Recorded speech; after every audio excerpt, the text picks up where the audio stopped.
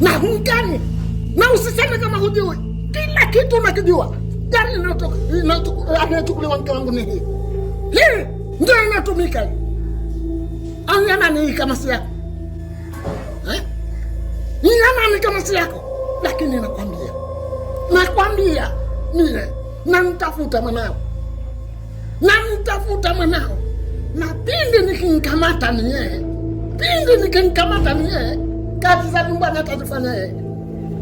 Kazi za nyumbani atazifanya yeye. Mie nauka. Mbuta, hebu njoo kwanza, mambo yanazungumzika bwana. Hebu njoo. Mbuta.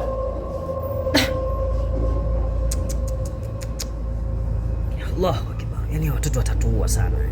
Yaani Fami. Vyote ninavyozungumza naye Fami